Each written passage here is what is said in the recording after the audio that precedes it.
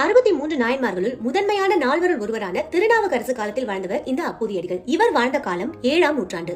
இவர் திருநாவுக்கரசரின் சிவ தொண்டனை இருந்து அவர் மீது அலாதி அன்பு கொள்றாரு. திருநாவுக்கரசர் பெயரால் மக்களுக்கு சாப்பாடு போடுறது, சத்திரம் அமைச்சு கொடுக்கறது, நீர் கொடுக்கறது, இந்த மாதிரி பல பணிகளை செஞ்சு வராரு.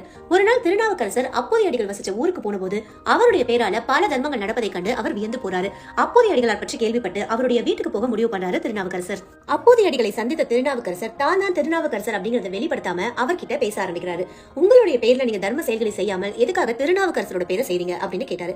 அதற்கு அப்பூதியடிகள் திருநாவுக்கரசர் சமண சமயத்தில் பெரும் துறவியா இருந்ததையும் சிவனருளால் அச்சமயம் விட்டு சைவ மதமேற்ற தொண்டுகள் புரிந்து வருவதையும் எடுத்துரைக்கிறாரு. இறைவன் மீது அன்பு கொள்வதை விட அவனுடைய அடியார்கள் மேல் அன்பு கொள்வதுதான் மிகவும் சிறப்பானது அப்படின்னு அப்பூதியடிகள் சொல்றாரு. பின்பு திருநாவுக்கரசர் தான் திருநாவுக்கரசர் அப்படிங்கறத அப்பூதியடிகளுக்கு வெளிப்படுத்துறாரு.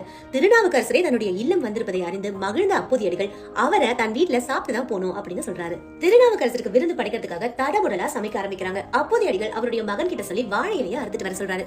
வாழை இலையை அறுக்க சென்ற அப்பூதியடிகளுடைய மகன் பாம்பு தீண்டி அந்த இடத்துலயே இறந்து போறாரு. ஆனா இது திருநாவுக்கரசருக்கு தெரிஞ்சா அவர் சாப்பிடாம போயிடுவாரு அப்படிங்கிறதுக்காக கணவனும் மனைவியும் மகன் இருந்த துக்கத்தை மறைச்சுக்கிட்டு திருநாவுக்கரசருக்கு உணவு பரிமாறுறாங்க.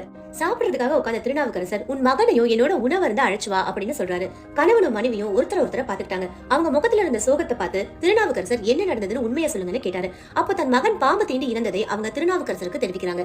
எல்லாம் இறைவனின் திருவிளையாடல் அப்படின்னு திருநாவுக்கரசர் சொல்லி ஒரு பாடல் பாடி அப்பூதியடிகளோட மகனை உயிர்ப்பிக்கிறாரு. சைவ சமயத்தில் சிவபெருமானும் அடியாரும் ஒருவரே என்பதை விளக்கவே அப்பூதியடிகளோட வரலாறு கூறப்படுது. இவர் திருநாவுக்கரசர் எனும் சைவரை வணங்கியே வீடு பேரு அடைந்தார். 63 நாயன்மார்களோட வாழ்க்கை வரலாறு தெரிஞ்சுக்கணும்னு நீங்க விரும்புனீங்கன்னா நீங்க செய்ய வேண்டியது ஒண்ணே ஒண்ணுதான். நம்ம சேனலை சப்ஸ்கிரைப் பண்ணிடுங்க.